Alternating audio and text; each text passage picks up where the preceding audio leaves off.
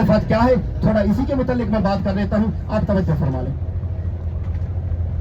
نبی کریم صلی اللہ علیہ وسلم نے فرمایا کہ مجھ سے پہلے بے شمار نبی پیغمبر میدان عرفات کی زمین پر آئے اور انہوں نے اپنے اپنے دور کے اندر آ کے حج کے فریضے کو ادا کیا. بے شمار نبی پیغمبر اس سرزمین پر پہلے اپنے قدموں کو جما چکے ہیں. اب میرے اور آپ کے جہاں پر قدم لگیں گے نا, ہمیں کچھ معلوم نہیں کس کس پیغمبر کے پاؤں پر ہمارے پاؤں آئیں گے, کچھ پتہ نہیں.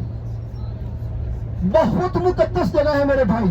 یہاں تک کہ محبوب خدا نے ارشاد فرمایا کہ سب سے زیادہ قبولیت کا درجہ رکھنے والی دعا میدان عرفات کے اندر مانگی جانے والی حجاج کی دعا ہے, اس سے بڑھ کر کوئی دعا نہیں.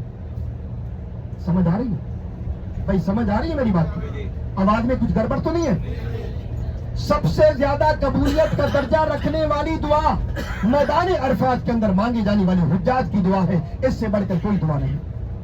اللہ نے اس کو اتنی فضیلت عطا کی ہے. تو میدان عرفات یہ شعار اللہ ہے, اللہ کی نشانیوں میں سے ایک نشانی ہے, بہت مقدس جگہ ہے. تو میدان عرفات کے اندر ایک مسجد ہے جس کا نام ہے مسجد نمرہ. اس مسجد کے اندر حج کا خطبہ ہوتا ہے اور ظہر اور عصر کی نماز امام ادا کرواتا ہے.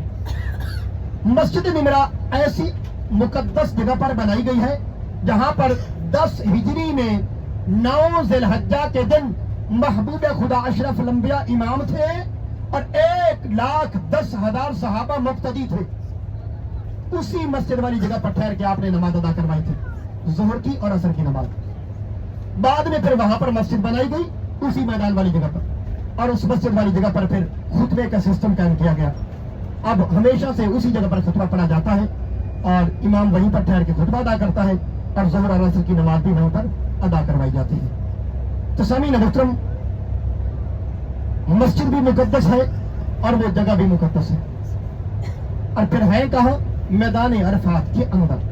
تو میدان عرفات کے اندر ایک دوسری جگہ, ہاں ایک اور بات میں بتاتا چلوں کہ مسجد نمرہ بند ہے, یہ پورا سال بند ہوتی ہے.